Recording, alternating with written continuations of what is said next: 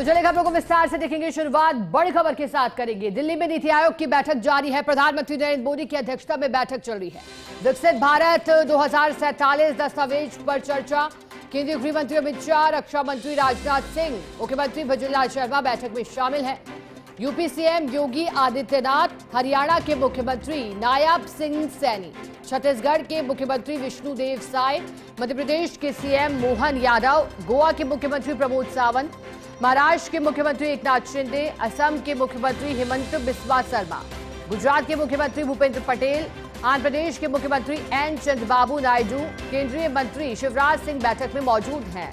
तो वहीं विपक्षियों ने 8 विपक्षी मुख्यमंत्रियों ने इस बैठक का बहिष्कार किया है और आरोपों की झड़ी लगी है, क्योंकि ममता बनर्जी नीति आयोग की बैठक में से ही उठी और कहा कि भेदभाव केंद्र सरकार कर रही है। तो वहीं नीतीश कुमार जो कि इस बैठक में नहीं पहुंचे, इसकी भी चर्चा है कि क्या वजह रही। वजह अब तक स्पष्ट नहीं हो पाई, खुलासा नहीं हो पाया वजह का, लेकिन अब सवाल उठ रहे हैं नीतीश कुमार के नहीं पहुंचने को लेकर के। क्या व्यस्तता उनकी कही या फिर कोई और ही वजह, लेकिन वजह भी साफ नहीं समझ आती है, क्योंकि केंद्र और माना जा रहा है नीतीश के बीच तो सब ठीक ठाक ही है। खासतौर पर बजट को लेकर के जिस तरह से विपक्ष ने आरोप लगाए हैं।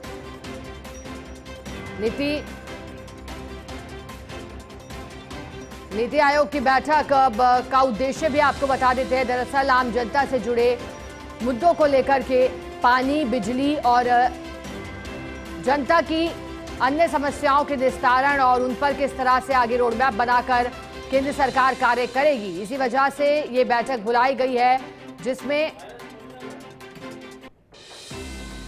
बीजेपी शासित राज्यों के मुख्यमंत्री पहुंचे हैं। लेकिन विपक्ष की ओर से 8 मुख्यमंत्रियों ने इसका बहिष्कार किया है।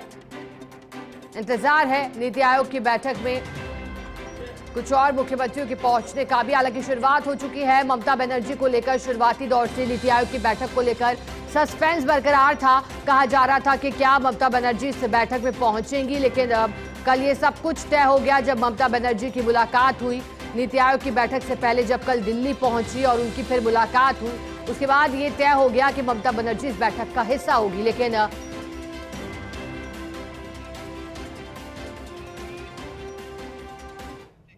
नीति आयोग से अंदर कि किस तरीके की स्थिति हुई, क्या रहा, तो एक सरकार की तरफ से अगर सूत्रों की माने तो एक इंडिकेशन ये आया और उन्होंने साफ तौर पे कहा कि अगर वेस्ट बंगाल की जो मिनिस्टर हैं, चीफ मिनिस्टर, वो ये कह रही हैं कि माइक बंद था, तो ये गलत था।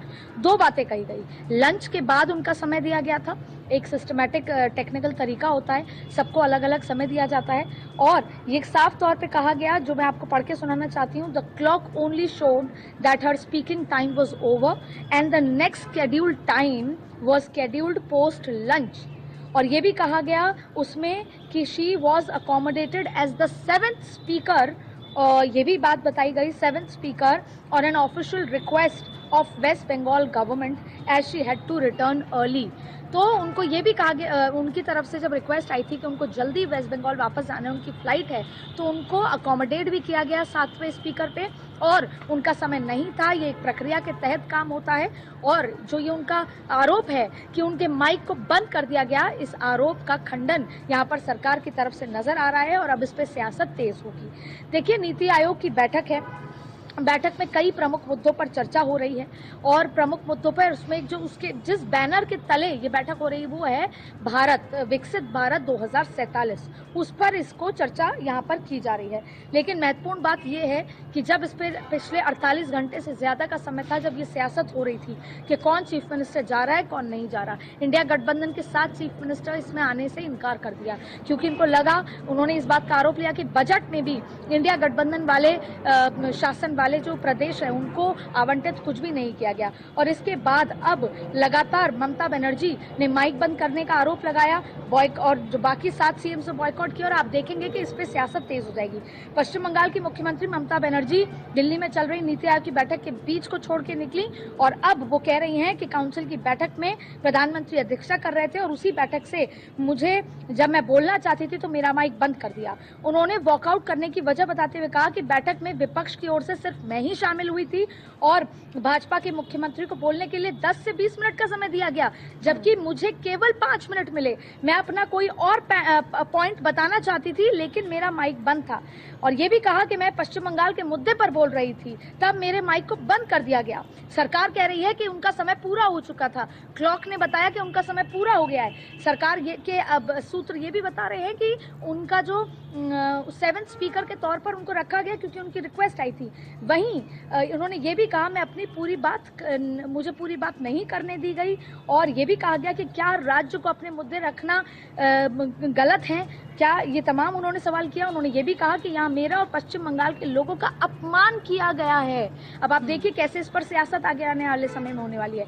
और ये भी आप देखिए कि इंडिया ब्लॉक के 7 राज्यों के मुख्यमंत्री शामिल नहीं हुए, और इसमें M.K. स्टालिन है, सिद्धारमैया है, रेवंत रेड्डी हैं, सुखविंदर सिंह सुक्खू हैं, P. विजयन है केरला के, हेमंत सोरेन झारखंड के हैं, भगवत मान है, अरविंद केजरीवाल हैं। अब देखिए ममता ने पहले ही कह दिया था कि नीति आयोग बैठक खत्म करे, इसको योजना आयोग करे। पहले भी उनकी तरफ से कल सलाह आई थी। इसके अलावा उन्होंने ये भी कहा था कि मैं पश्चिम बंगाल के मुद्दे उठाऊंगी, अगर नहीं उठाने दिए तो मैं वॉकआउट कर जाऊंगी। और वहीं देखिए सरकार ये कह रही है कि भारत को 2047 तक विकसित देश बनाने पर चर्चा हो रही है, और इसमें देश जो अलग अलग राज्य हैं उनका सम्मिलित होना बहुत ज़रूरी है। उनके सहयोग से ये हो सकता है।